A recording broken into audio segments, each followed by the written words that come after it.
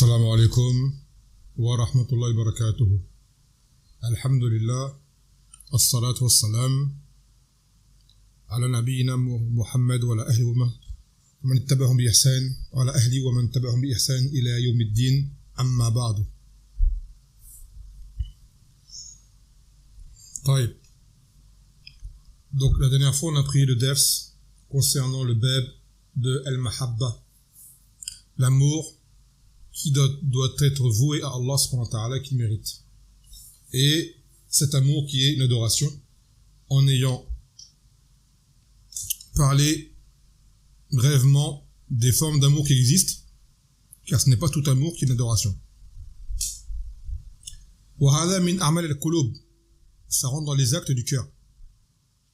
Et là l'auteur va citer d'autres actes du cœur par la suite, entre autres Bab al-Yawm, le chapitre que l'on va prendre aujourd'hui, qui est celui de la peur. Al-Khawf, avec ses catégories et ce qui en découle. يقول باب قول الله تعالى إنما ذلكم الشيطان يخوف أولياءه فلا تخافوهم وخافوني إن كنتم مؤمنين.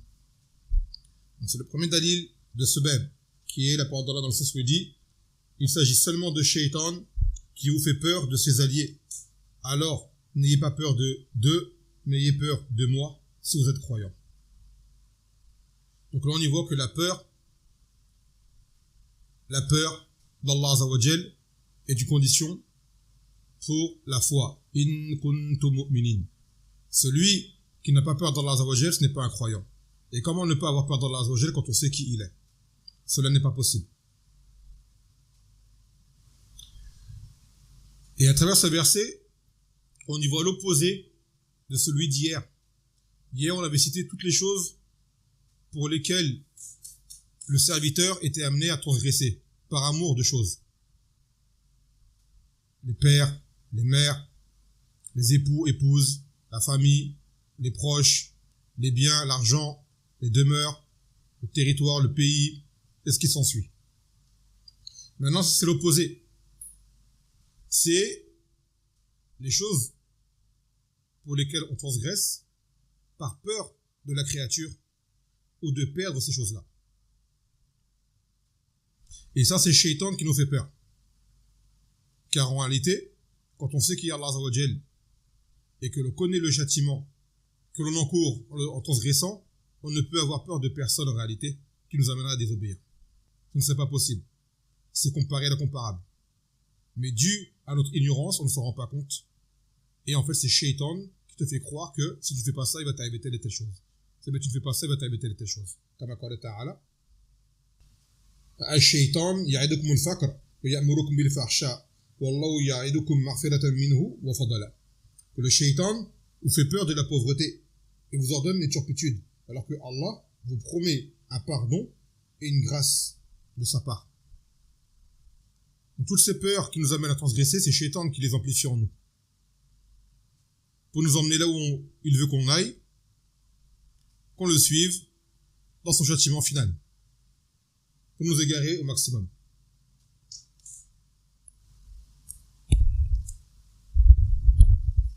Et le Shaitan, ça peut être Shaitan el-Ins ou el-Jinn. L'auteur, lui, dit Shaitan el-Jinn. Pas de Shaitan el-Jinn. À savoir que le shayatin, on le trouve chez les hommes et chez les djinns. Et Shaitan vient t'amplifier les choses et te faire croire des choses pour t'effrayer. Comme dans le verset, il te fait peur de la pauvreté.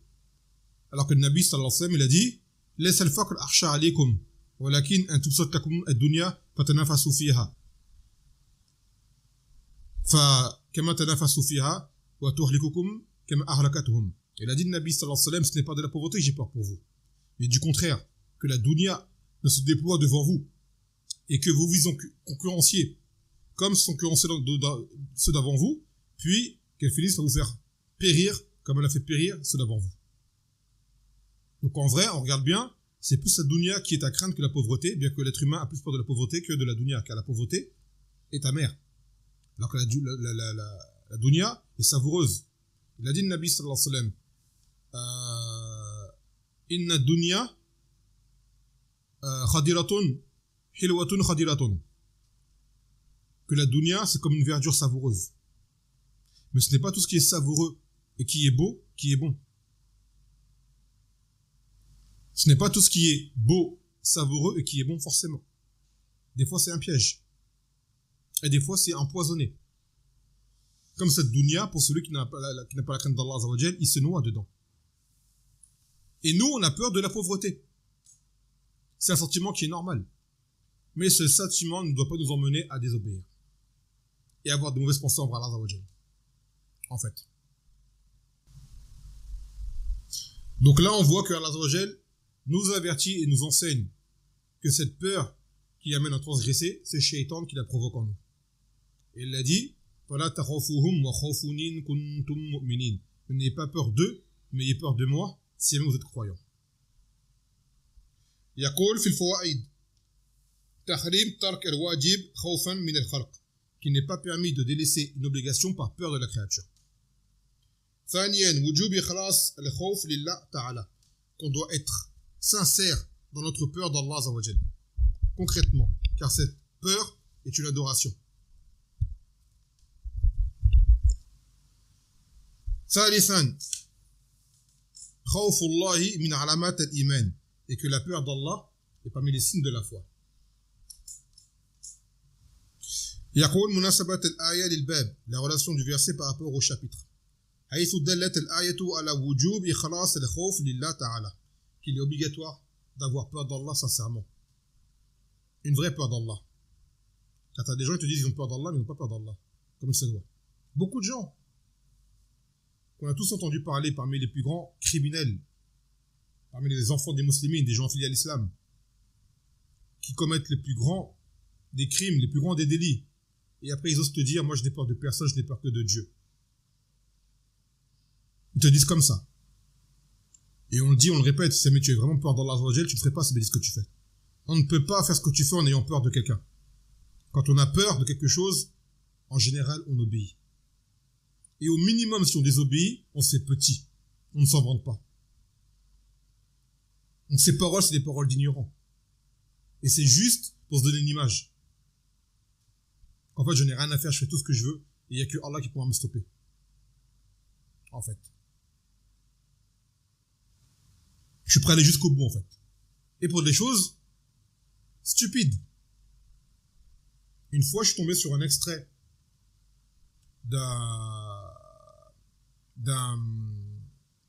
d'une série que j'ai vue sur les comptes réseaux sociaux, parce que c'était lié à la religion. Il y avait des commentaires derrière, et j'ai regardé par curiosité c'était quoi.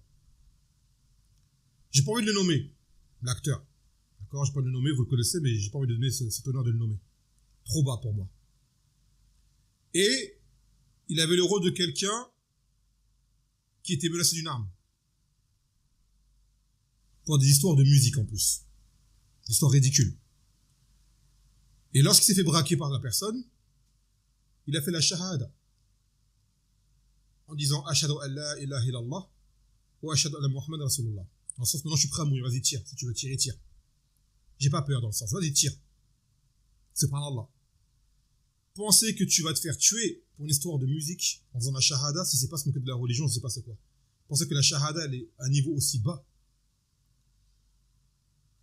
Quand tu es face à la mort pour du haram et tu fais la shahada avant de mourir en disant je suis prêt à mourir, t'es pas prêt à mourir, c'est pas vrai. Tu serais prêt à mourir, tu ferais tauba de ton péché. Là, c'est juste une image qu'on se donne, que je n'ai pas peur de toi, je suis prêt à mourir. Mais je pense que si jamais tu savais qui t'attendait, est-ce qu'il t'attend après la mort, je pense pas que tu serais aussi fier en écartant les bras dans la shahada avant de mourir. Parce qu'il a dit le Nabi sallallahu alayhi wa sallam, Man qutila fi sabilillah fa huwa shahid. Celui qui est tué sur Fisabilillah, il est shahid. Donc là, c'est Fisabili quoi? Fisabili al-Arani, sur la musique. Il y en a, c'est pour des histoires de drogue. Il y en a des histoires d'argent. Certaines histoires de femmes. Genre, je suis prêt à mourir en faisant la shahada avant. C'est que tu n'as rien compris au sens de la shahada. Et tu n'as rien compris au sens du martyr. Et surtout que ta peur dans la Azza, elle est très très très basse. Très très très basse. Car l'être humain sera ressuscité sur quoi il est mort. Donc tu es mort en situation de haram, dans un conflit pour un but haram. Comment tu peux t'en vanter et faire laisser passer pour quelqu'un qui n'a peur que de Allah Azza wa Jal? Hada istiza. Ça, c'est une forme de moquerie envers la religion. Et ça manque de ta'zim d'Allah Azza wa Jal. Car celui qui craint Allah et qui connaît le sens de la ilaha illallah et de Muhammad Rasulullah, il ne se permettrait pas de faire ce genre de choses. Ça, c'est une forme de riya, d'ostentation pour dire j'ai pas peur. Et tu te caches derrière la religion. Ça rend dans le riya, ça. Surtout que tu le montres devant tout le monde dans un film, en plus, dans une série. On ne joue pas avec la religion. Et on ne se fait pas passer pour un héros avec la religion. Et encore moins dans l'histoire de rue. La rue et l'islam, c'est deux choses totalement différentes. Incompatibles. L'eau et l'huile. L'eau et le feu. Donc la peur d'Allah Azza wa Jal, elle est concrète et c'est une marque de la foi. Et celle-ci est une adoration et pas un jeu. Et pas une prétention. Et quand on dit qu'on a peur d'Allah Azza wa Jal, on doit être sincère. Une vraie peur. Une vraie peur de son châtiment. Une vraie peur de sa colère. Une vraie peur qui ne nous pardonne pas. Et ce qui s'ensuit. Donc maintenant, elle dit que al-khawf, c'est la peur, est de différentes catégories. Il y a la peur qui est shirkiya. C'est que tu aies peur d'une chose, pensant qu'elle peut t'atteindre de ce que seul Allah Azza wa Jal peut t'atteindre. Par exemple, tu as peur comme les Kuburiyoun, ils ont peur des Ashab al-Kubur, ils pensent qu'ils les entendent, ils pensent qu'ils peuvent leur faire du mal depuis leur tombe. Ça, c'est une peur shirkiya. Le mort ne t'entend pas. Le mort ne sait pas ce que tu ressens en toi. Le mort ne sait pas ce que tu fais là actuellement. Et ne pourra rien te faire. Ou même si c'est un vivant, qui n'est pas là, qui n'a aucun pouvoir. On va dire, si un tel est m'entend, il va m'arriver tel et tel malheur, il va rien t'arriver du tout. Il n'a aucun pouvoir sur toi. Cette peur-là, elle est shirkiya. Ce qu'on appelle khawf as-sir, c'est la peur secrète. Après, tu as la peur qui est naturelle. Comme la peur d'un ennemi, comme la peur des bêtes sauvages, comme la peur de différentes choses qui sont préjudiciables pour l'être humain.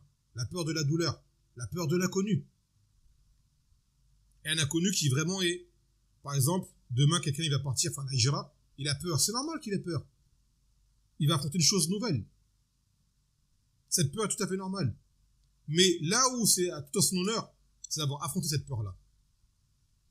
En fait, le courage, c'est quoi? C'est ne pas avoir peur. C'est pas ça le courage. Sans quoi, il n'y a pas de mérite de faire une chose dont tu n'as pas peur. Le courage, c'est le fait de contrôler cette peur-là. En fait, cette peur, tu la combats et tu vas au-delà. C'est ça le mérite. Et le croyant a ce courage à savoir qu'il ne lui arrivera que ce que Allah Azza wa Jal lui a prédestiné. Dit, ne nous atteindra que ce que Allah nous a prescrit, nous a prédestiné. Donc quand tu sais cela, on ne dit pas que tu n'as pas peur, mais on dit que cette peur-là, tu arrives à la canaliser et elle est au-delà et elle aller de l'avant. Et c'est là qu'elle mérite. Car pour Allah Azza wa Jal, tu affrontes cette peur. Comme les gens qui vont faire des choses grandioses pour Allah subhanahu wa ta'ala, faire des sacrifices pour lui et lutter pour lui dans différents domaines. Aman ne ressentir aucune peur face à un danger, ça c'est de la conscience. C'est de la conscience.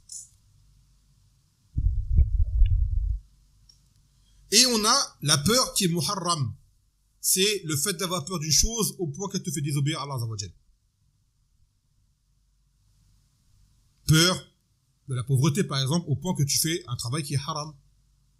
Peur de créatures, au point que si elle te menace, tu désobéis à Allah Azza wa Jal dans une chose qui n'est pas du domaine de la contrainte. Parce qu'il y a des choses dans la contrainte, oui, ta vie elle est menacée, ton honneur est menacé, ça c'est autre chose.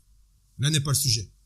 Ce sont quoi des choses de tous les jours, que tu as peur que les gens parlent sur toi, que tu as peur que, mathalan, on te dénigre, que tu as peur de perdre ton travail, que tu as peur de telle et telle chose, au point de faire du haram. Ça, c'est pas permis. Cette peur-là, elle est illégitime. Et elle est muharram. Et c'est une peur, malheureusement, dans laquelle nous sommes tous tombés dedans. Et on tombe dedans et qu'elle nous pardonne, on tombera encore dedans. Car la plupart des péchés que l'on commet, c'est en général deux raisons. Soit par amour d'une chose, d'un amour tellement fort qu'on désobéit, ou soit une chose qu'on doit faire qu'on ne fait pas par peur justement de quoi? De la créature. Ou alors chose qu'on ne doit pas faire, on l'a fait comment? Pourquoi? Par peur de la créature. Souvent, ça vient entre ces deux-là. L'amour d'une chose, la passion ou la peur. La peur. Et ce qui manque, un manque de peur d'Allah Azzawajal pour avoir transgressé, et un manque d'amour d'Allah Azzawajal pour avoir fait prédominer l'amour d'une autre chose au point de la faire qui amène à désobéir.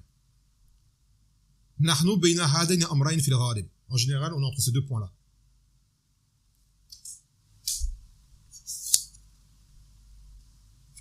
طيب. Deuxième dalil. قال الله تعالى إنما يعمر مساجد الله من آمن بالله واليوم الآخر وأقام الصلاة وآتى الزكاة ولم يخشى إلا الله فعسى أولئك أن يكونوا من المهتدين. Dans le sens où Allah dit que seuls remplissent ou habitent ou se rendent dans les mosquées d'Allah ceux qui croient en Allah et au jour dernier et qui accomplissent la salat, s'acquittent de la zakat et qui ne craignent que Allah. Et il se peut que cela soit parmi du nombre des bien guidés.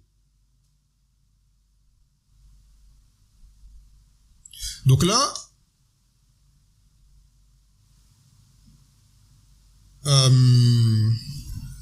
Imarat Masajidillah, le fait d'habiter, de se rendre, de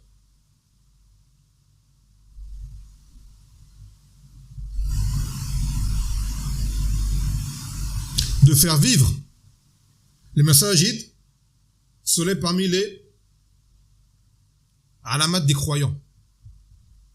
D'ailleurs, il a dit le Nabi sallallahu alayhi wa sallam, parmi les 7 qui sont sous l'ombre d'Allah Azzawajal, le jour où il n'y a d'autre ombre que la sienne,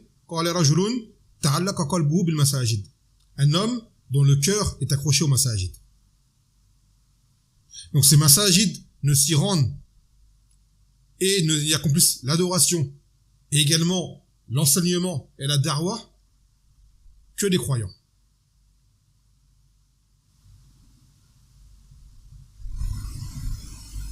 Et là le shahid du verset, walam yakhsha illa Allah, et qui ne craignent que Allah. Et le khashiya نوع من الخوف لكن هو خوف مع تعظيم ومع علم مع تعظيم ومع علم. C'est quoi le khashiya? C'est une peur, mais une peur avec un ta'zim et avec un savoir. Car tu peux avoir peur d'une chose que tu ignores, dont tu ignores. Tu sais pas c'est quoi, mais tu l'as vu, hop, t'as fait peur à la chose. Mais là, le khashiya, c'est tu sais de quoi t'as peur et pourquoi t'en as peur. C'est pas pareil.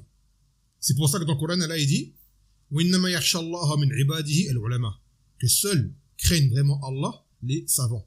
Il a dit khashiya. Il n'a pas dit khafa. Car les savants, ils craignent Allah avec savoir. Ils savent qui est Allah Azzawajal. Un exemple que je donne. Demain, on va te ramener un homme qui va te menacer. D'accord? Il est petite taille, il est plutôt maigre, il n'est pas impressionnant du tout. Avec une voix aiguë, efféminée, voilà, quand tu le vois, il t'impressionne pas du tout. Et il te dit, il te menace d'une chose, il te dit, mais tu fais pas ça, je vais te faire des problèmes. Quand toi tu vois, tu te dis, tu vas faire quoi, toi? Qu'est-ce que tu vas faire? D'accord? À ce moment-là, tu fais pas attention à lui. Maintenant, on prend cette même personne, avec la même carrure, la même apparence. Et des gens que tu connais te disent, un tel, il est connu, il est très dangereux, il est fou, il n'a aucune limite. Et il s'en est pris au plus grand criminel qu'on connaît, comme un tel. C'est un fou. Et il n'a peur de rien, concrètement. Ce même petit gringalet, une fois que tu sais qui il est, sa réputation, elle est réelle. Plusieurs personnes te disent, on l'a vu à l'œuvre. Il est connu, cet homme-là. Ce même petit gringalet, quand tu vas le voir venir te dire, fais ça ou je vais te faire des problèmes, quand tu sais à qui tu as affaire, il y a de fortes probabilités que tu vas obéir à ce qu'il va te dire. Car maintenant, tu sais à qui tu as affaire. Et ben là, c'est une peur basée sur un savoir. Lui, là, je sais qui il est et je sais ce qu'il peut me faire. Et moi, je me connais, je ne suis pas prêt à affronter ce qu'il va me faire. Donc là, tu rentres avec une peur basée sur un savoir de la personne. C'est pas pareil. Et des fois, tu as cette peur basée sur rien du tout, qui n'a aucune raison d'être. Là, c'est vraiment une peur. De n'importe qui vient qui te menace, t'obéis directement. Tu dis, pourquoi t'as peur? Qu'est-ce qu'il va te faire? Je sais pas, il m'a dit, il va me faire des problèmes. Tu connais même pas. Ça se trouve, t'es plus fort que lui, ça se trouve, tu as plus de... Pourquoi t'obéis? Obéis pas. Là, c'est pas une khashiyah, là, c'est une peur. Mais quand la personne, tu la connais, tu sais ce qu'elle peut te faire. Quand elle est capable. Là, c'est autre chose. Alors, imaginez-vous ça par rapport à tout ce que Allah Azza wa Jal nous menace dans son livre par rapport aux désobéissances que l'on pourrait faire. Et que ce châtiment, il existe. Et ce châtiment, il est dur. Et peut être durable et insurmontable. Cela ne devrait pas nous suffire à nous dissuader de transgresser. Si. Mais là, ce qu'on a, nous, c'est, il n'y a pas assez d'ilm. La khashiyah, elle est faible. On ne réalise pas ce qu'on encourt. Donc on désobéit. Et on voit la chose minimum. Il disait, Anas, innakum la ta'maluna a'malan hiya adaq fi a'yunikum min ash-sha'r wa kunna na'udduha ala hadi an-nabi sallallahu alayhi wa sallam bil mubiqat. Il a dit Anas à des gens de son époque, Anas, donc à des tabi'in, il a dit vous faites des actes qui sont à vos yeux aussi fins qu'un cheveu, c'est-à-dire c'est insignifiant pour vous. Ces actes, on les considérait à l'époque du Nabi sallallahu alayhi wa sallam que parmi des choses qui vouaient à la perte, qui nous faisaient vouer à la perte. Comme on dirait des péchés capitaux. Ça, c'est à l'époque des tabi'in. Qu'est-ce qu'ils diraient s'ils voyaient de nous aujourd'hui ce qu'on fait? Tant de péchés que l'on voit comme des choses anodines et sans valeur, insignifiantes. Alors qu'auprès d'Allah, elles sont immenses. Donc il dit Munasabat al-aya li-bab, la relation du verset par rapport au chapitre.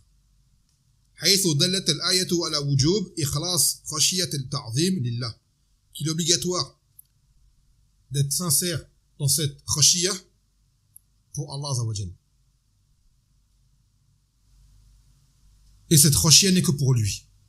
On peut avoir une khashiyah pour des créatures, mais la khashiyah de ta'zim, elle n'est que pour Allah subhanahu wa ta'ala. Ta'zim, souvent j'ai du mal à le traduire parce que ta'zim, il peut changer de sens d'un contexte à un autre. Là j'ai du mal à traduire. Je m'excuse. هذا من قصوري.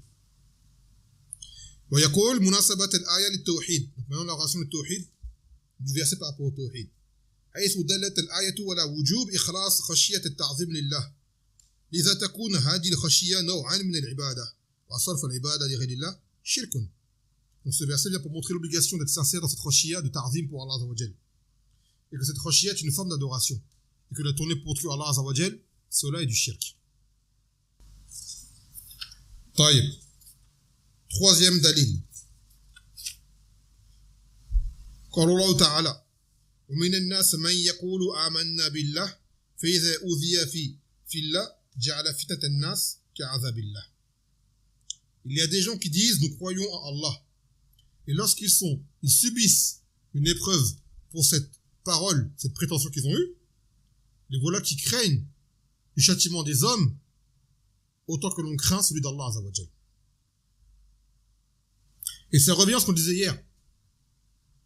Comme قال تعالى ألف لام ميم أفحسب الناس أن يتركوا أن يقولوا آمنا وهم لا يفتنون. Est-ce que les gens vont penser qu'on va laisser dire nous croyons sans être éprouvés? Nous avons certes éprouvé ceux d'avant eux afin que Allah sache qui étaient les véridiques et qui sont les menteurs. On a dit que Allah le sait mais pour le faire apparaître. Donc on le dit tout le temps. Les gens savent parler, on sait tous parler, on a une langue. C'est ce qu'on fait le plus d'ailleurs, c'est parler. Malheureusement pour nous. On parle plus qu'on agit. Si on parlait, on agissait plus, voilà, aujourd'hui on serait à un niveau bien plus haut. Donc on parle beaucoup. Beaucoup de gens s'avancent pour faire des choses, mais n'assument pas les conséquences de ces choses. Tous, vous avez appris dans Usul Salatha, pour ceux qui l'ont fait ce livre, Mubarak, du même auteur, le Kitab Tawhid, lorsqu'il a dit qu'il y a 4 choses à connaître et à appliquer. يقول أولاً العلم, le ilm, l'apprendre. Après il a dit wa al-amalu bih, ce ilm que tu l'appliques. Thumma ad-da'watu ilayhi, thumma appeler à ce ilm. Wa as-sabr ala al-adha fi, et patienter sur ce qui va engendrer. C'est inévitable. Quand tu fais une da'wa et que tu es un musulman, quel que soit ton niveau de ilm, que tu appelles Allah avec sincérité, tu vas être éprouvé. C'est la voie des prophètes. Et il a dit, Cheikh Mokbil, celui qui veut faire da'wa et qui n'aime pas qu'on parle sur lui, qu'il aille chez sa mère se cacher sous sa couverture. Akadakol. Et même chez ta mère sous la couverture, tu vas pas échapper aux paroles parce que les gens vont te critiquer, ils vont dire que t'as un lâche. Donc quoi qu'il en soit, tu vas être critiqué. Donc quitte à être critiqué, autant être critiqué pour du valable et pour du méritant. C'est-à-dire pour la vérité. On voit des gens qui se disent prédicateurs, faire da'wa, et dès qu'ils ont des problèmes avec la France, avec l'État, d'un seul coup, plus de da'wa. Se taire n'est pas un mal en soi. Tu n'arrives pas à affronter sur la chose. Mais aller en arrière et abandonner, trahir, ça c'est autre chose. Ça c'est autre chose. Car des fois, oui, l'être humain, il y a des choses qu'il ne peut pas affronter. C'est trop lourd pour lui. Il y a trop de danger pour lui. Mais t'en as carrément, c'est de la traîtrise. Il déserte. Pourquoi? On les menace pas d'un châtiment. Juste, on les menace. Un exemple. T'es expulsé de la France. La ilaha illallah. Encore, tu me dirais, on te menace d'un châtiment. Prison. Supplice. Torture. Et autres. On pourrait comprendre. Non. T'es un musulman d'origine algérienne, d'origine tunisienne, d'origine marocaine. Tu te dis salafi. Tu te dis appelé au tawhid, tu vas sur le minbar, tu fais une khutbah, tu fais un ders, tes paroles ne plaisent pas à l'État, on te dit on t'expulse, ça y est, tu peux en niche. Ah bah non. Ah non, le minbar, fallait pas monter dessus. Hein. Si t'étais pas à la hauteur, fallait pas monter dessus le minbar. Et lever ta voix, lever ton doigt, et faire le khatib. Si t'as pas les épaules, ne le fais pas. La yukallifu nafsan illa wus'aha. Que Allah n'impose pas une âme ce qu'elle ne peut supporter. Tu n'as pas les épaules, ne le fais pas, il n'y a pas de blâme sur toi. Mais tu viens, comme on disait tout à l'heure, tu fais des belles paroles, des versets, des hadiths, et puis après on t'attrape, on te dit, on te rentre dans ton pays, c'est fini pour toi, et là tu pleures. J'arrête la da'wa, je me plains auprès des tribunaux, je vais apprendre un avocat, et blabla et blabla. On dit non. Là, t'as pas tenu. On te renvoie en pays d'islam, on te renvoie pas dans le cratère d'un volcan. On te fait faire ce que tu es obligé de faire à la base, la hijra. Sauf que malheureusement, tu vas la faire, c'est pas une hijra, là. Là, on te jette comme un malpropre. Regardez ce qui est arrivé également à l'autre. Un exemple. Hassan Hussein. Regardez ce qui lui est arrivé. Toutes ces années à faire des connivences avec la France. La démocratie. La France, pays des droits de l'homme. La France, pays d'accueil. La France, ceci, cela. Et dénigrer des pays comme l'Arabie Saoudite, comme le Maroc, le pays d'islam. Regarde ce qu'ont fait les koufars. Ils t'ont attrapé par la ceinture et par le collet et t'ont jeté comme un malpropre. Retourne chez toi. T'as gagné quoi? Que l'humiliation. Même au Maroc, t'as aucune valeur. T'es pas un héros. Tu t'es fait jeter. T'es pas revenu toi-même pour avoir fait face à des épreuves. Ils t'ont jeté. Et depuis, silence radio. Regardez. Ça, c'est un avilissement, ça. Et ça, le dalil va arriver après, Inch'Allah, dans ce même bab. Bismillah ta'ala. Donc, t'as des gens, ils craignent ce que les humains peuvent leur faire subir, tout comme on craint le châtiment d'Allah Azza wa Jal. Et une fois de plus, ça revient au premier verset, que c'est Shaitan qui leur fait peur. Ils vont faire ça, ils vont rien faire du tout. Alors que les premiers des autres générations, avant même la venue de Mohammed sallallahu alayhi wa sallam, étaient torturés physiquement. Torturés. Physiquement. Et pourtant, ils ne revenaient pas en arrière. Aujourd'hui, juste on t'expulse, on te prive de ton salaire, ou de la CAF, ou je ne sais quoi, tu pleures. Et tu dis des actes immonde, au bord de l'apostasie pour certains. Subhanallah. Et avant cela, c'est des belles paroles. Une salafia apparente, une sunna apparente, qui en réalité cachait quoi? Une peur de la créature, qui était mise à l'épreuve. Allah Azza wa Jal va toujours te mettre à l'épreuve. C'est inévitable. Donc à ce moment-là, de quelle façon tu as peur de la créature? C'est là que ça rentre dans le verset, que tu te mets à craindre la créature comme on craint le châtiment d'Allah Azza wa Jal. Et comme je dis, on ne parle pas des cas de contraintes qu'on appelle daroura, où vraiment ta vie est en danger, ton honneur est en danger, tes biens sont en danger. Là, c'est autre chose. On ne parle pas de cela. طيب يقول الفوائد الصبر على الأذى في الدين من علامات الإيمان. Le fait de patienter sur les préjudices subis en religion fait partie des signes de la foi. ثانيا تحريم المداهنة في الدين, qu'il est interdit de faire preuve de faire des concessions en religion. Des concessions en religion. ثالثا من طبيعة المنافق الفرار عند الفزع والإقدام عند الطمع. Il a dit fait partie de la nature des munafiqin de se sauver lorsqu'il a peur et de revenir lorsqu'il a un besoin. Parce que l'auteur, le commentateur a mis le verset avec le reste du verset. Comme قال تعالى وَلَنْ جَاءَ نَصْرٌ مِّن رَبِّكَ لِيَقُولُنَّ إِنَّا كُنَّا مَعَكُمْ أَوْ لَيْسَ اللَّهُ بِأَعْلَمَ بِمَا فِي صُدُورِ الْعَالَمِينَ. Car lorsque un secours de ton Seigneur vient, ils diront, nous étions avec vous. C'est-à-dire au début, quand ils voient qu'il y a des problèmes, ils sauvent. Il y aura des problèmes, ils sauvent. Et quand finalement le secours d'Allah Azza wa Jal vient, et qu'Allah secourt les patients, secourt les croyants qui ont patienté, lui il revient en disant j'étais avec vous. C'est ça le munafiq. Il se sauve dans la difficulté et il apparaît lors de l'intérêt. Mais à la base, la suite du verset n'est pas dans le matn. C'est le commentateur qui l'a rajouté. Mais dans le matn, ça s'arrête à Ka'azabillah, qui craignent le châtiment des gens comme on craint le châtiment d'Allah subhanahu wa ta'ala. يقول مناسبة الآية للباب. Donc maintenant la relation du verset par rapport au chapitre. حيث دلت الآية على تحريم مساواة الخوف من الله بالخوف من المخلوق. Donc ce verset vient pour montrer l'interdiction d'égaliser entre la peur qu'on peut avoir d'Allah et celle qu'on a pour la créature. Il ne faut pas égaliser entre les deux. La créature ne fera jamais ce qu'Allah Azza wa Jal pourra te faire. Jamais. On peut te ramener le plus grand des criminels.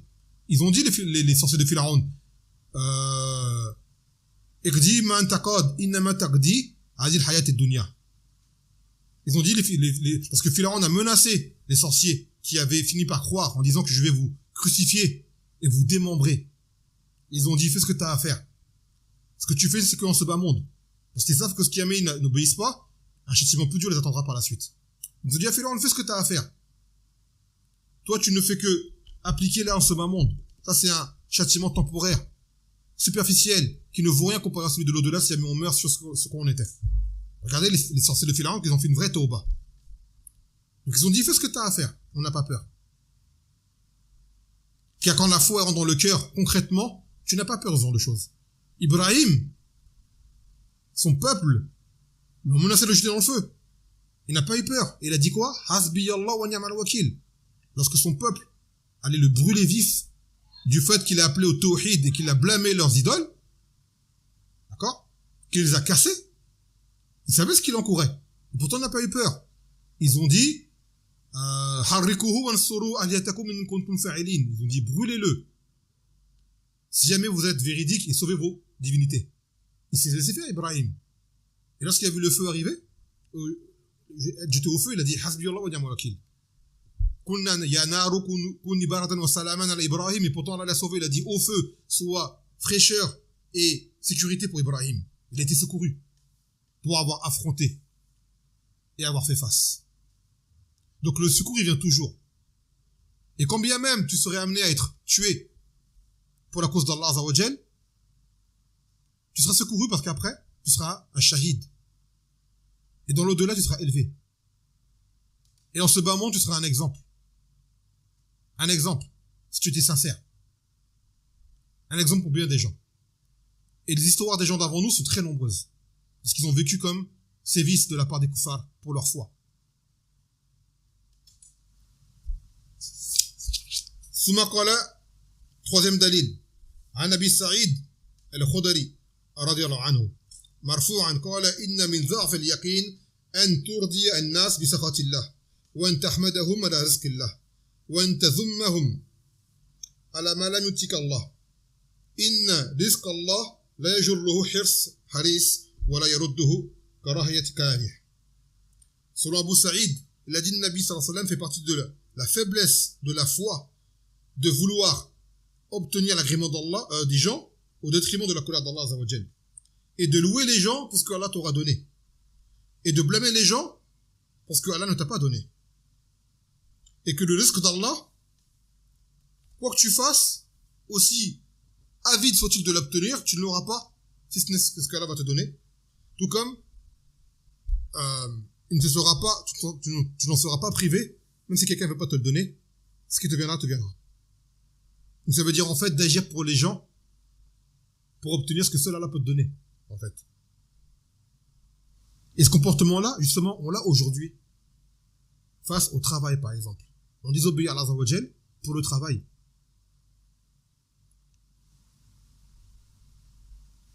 Pour le travail, pour avoir un salaire. Et l'excuse, faut bien manger. Comme si en obéissant à Allah azza wa jal, tu vas mourir de faim. Ça, c'est un su'adhan billah azza wa jal. C'est penser du mal d'Allah subhanahu wa ta'ala. Oui, tu seras éprouvé, mais non, tu ne seras pas privé de ce qui te revient légitimement. Et combien même, je l'ai dit souvent, tu mourrais de faim, ça devait arriver, c'est ton qadar. C'est ton qadar. Et ce hadith, il est faible, mais son sens, il est correct. Et on le dit dans les azkar, après les salawat, Allahumma la mu'ti lima mana'at wa la mani lima a'tayt. Oh Allah, nul ne pourra donner ce dont tu vas priver, et nul ne pourra priver ce que tu vas donner. Et ça revient au hadith d'Ibn Abbas, qu'on répète souvent, que le Nabi sallallahu alayhi wa sallam lui a dit que si toute la communauté se réunissait pour t'apporter un bien, il ne t'apporterait que le bien que Allah azza wa jal t'a prescrit, t'a prédestiné. Et si tous se réunissent pour te faire un mal, ils ne te feront que le mal que Allah t'avait déjà prédestiné également. Donc en réalité, les gens ne peuvent rien te faire. Les gens ne peuvent rien te faire si c'est ce que Allah azza wa jal a décidé qu'ils te fassent. Donc cherche à Allah et pas aux gens, en premier lieu. Mais le hadith en lui-même, matnan, ou plutôt sanadan, da'if. Sa chaîne de narration, elle est faible, selon Sheikh al-Albani. Est-ce qu'il y a khilaf? Je ne sais pas. Mais son sens, il est correct. Il est appuyé par d'autres adillah. Donc là, des gens sont prêts à dire des paroles mauvaises et à faire l'éloge de personnes qui ne le méritent pas, en guise d'obtenir quelques biens de ce bas monde. Faire les hypocrites. Faire les, comme on dit, lèche-bottes et serpillères. Pour avoir quelque chose. On leur donne un statut, un rang, un poste, de l'argent, des éloges, ainsi de suite. Et le contraire. Lorsqu'on leur donne pas ce qu'ils veulent, ce qu'ils attendent, ils te blâment, ils t'insultent, ils te critiquent, alors cette chose-là, tu ne devais pas l'avoir. Tu ne devais pas l'avoir. Donc ce comportement-là, il est bas, il est vil, il est humiliant pour la personne. Il montre que c'est un tammar. Un tammar, c'est une personne qui est avide de dunya. Un opportuniste. Un opportuniste.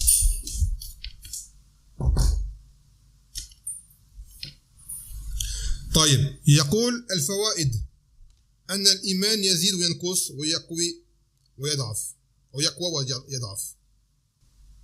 Que la foi, elle monte et elle descend.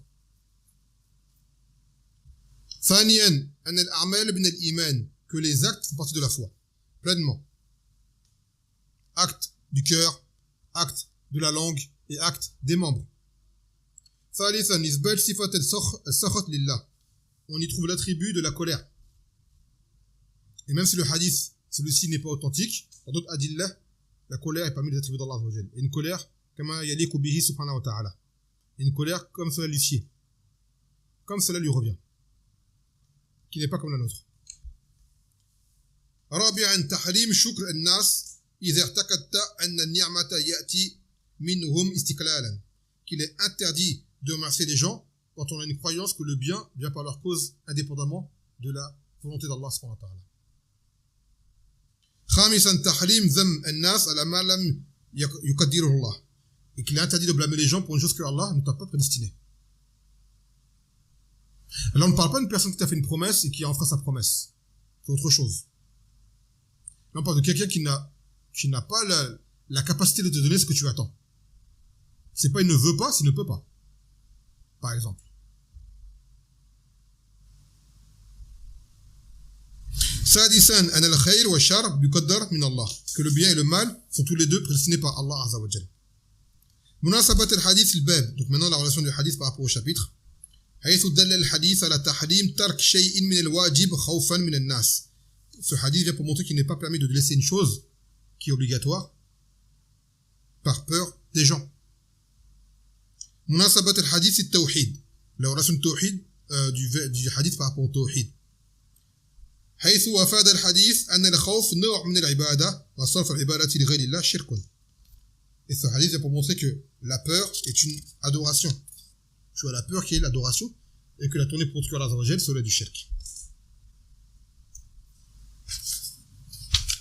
Dernier dalil من المتن يقول عن عائشة رضي الله عنها أن رسول الله صلى الله عليه وسلم قال من التمس رضا الله بسخط الناس رضي الله عنه وأرضى الناس عنه ومن التمس رضا الناس بسخط الله سخط الله عليه وسخط عليه الناس. Subhanallah. Rawahu Ibn Hibban. Ce hadith, il est vraiment tellement profitable, tellement instructif et tellement véridique. Elle a dit à Aïcha que le Nabi sallallahu alayhi wa sallam, il a dit celui qui cherche l'agrément d'Allah tout en mettant les gens en colère, qu'il obtiendra l'agrément d'Allah Azza wa Jal, et en plus les gens seront satisfaits de lui au final. Et celui qui cherche l'agrément des gens au détriment de la colère d'Allah Azza wa Jal, qu'il subira la colère d'Allah et plus celle des gens par la suite. Pour te dire en fait tu n'as rien gagné. Tu n'as rien à gagner à vouloir plaire aux gens et déplaire à Allah par conséquence.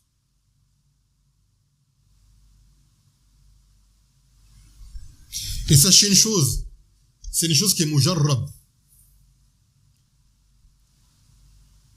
Et il a dit le Nabi sallallahu alayhi wa sallam, man ittaka ala shay ou ta'ammada ala shay wukila ilayhi.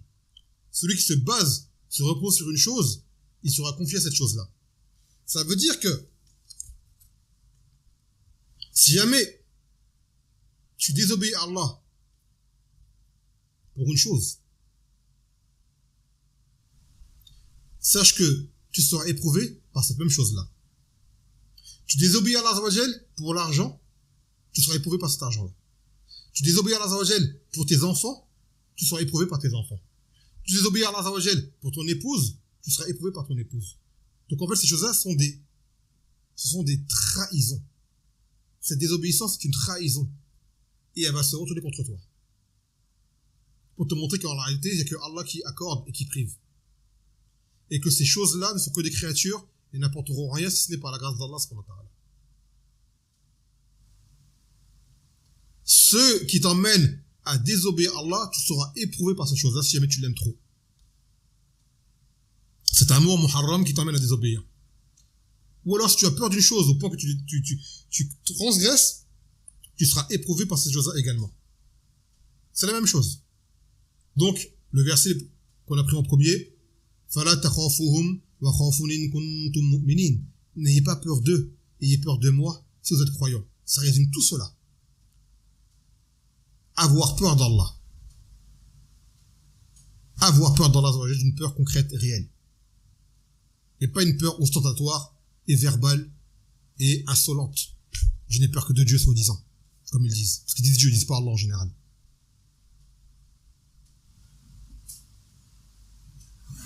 يقول الفوائد إثبات صفة الرضا لله. Donc maintenant on y voit l'attribut de l'agrément, la satisfaction d'Allah Azza wa Jal كما يليق به.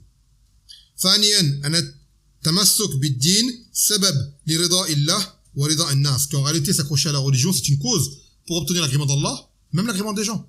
Croyez-moi bien, voilà, les koufars, ils ont beau critiquer l'islam, ce qui s'ensuit, quand tu deviens, t'es ferme en religion, que tu es loyal en religion, fidèles en religion, wallah, ils le reconnaissent, ils l'admettent. Ils le reconnaissent, ils l'admettent. Ils m'ont pas t'aimé.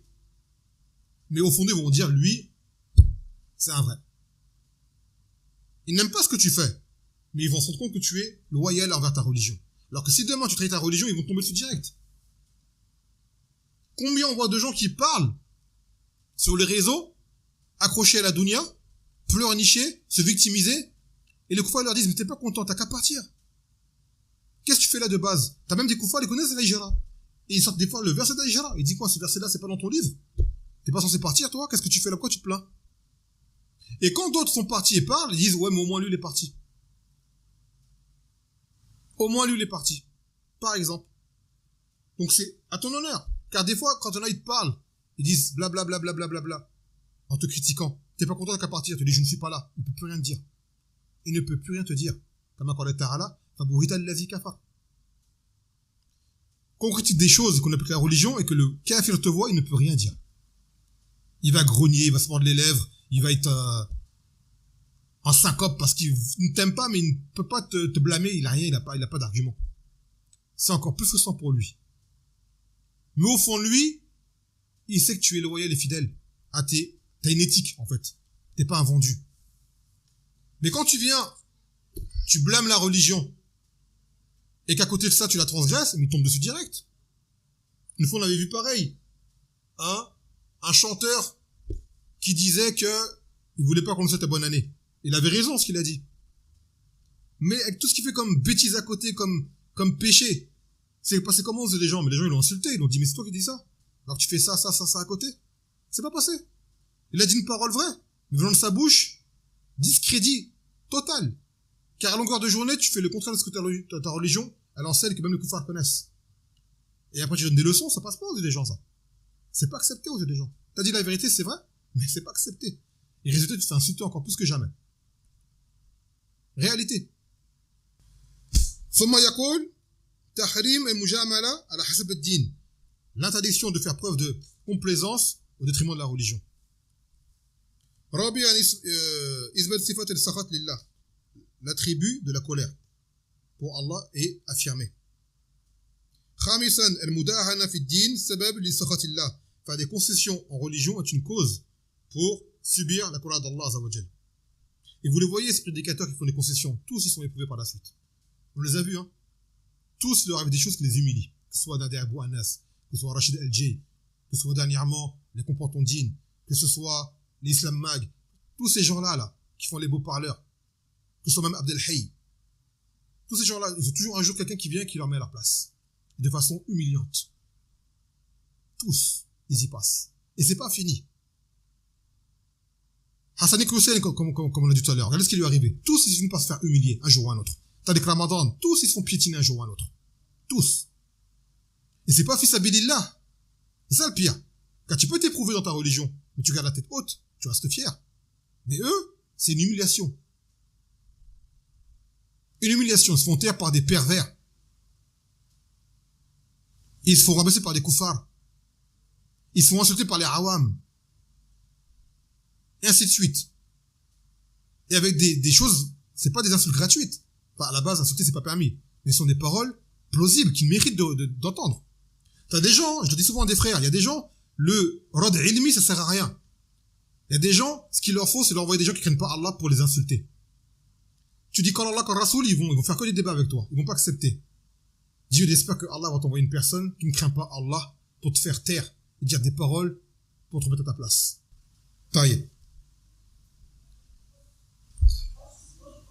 يقول مناسبة الحديث الباب.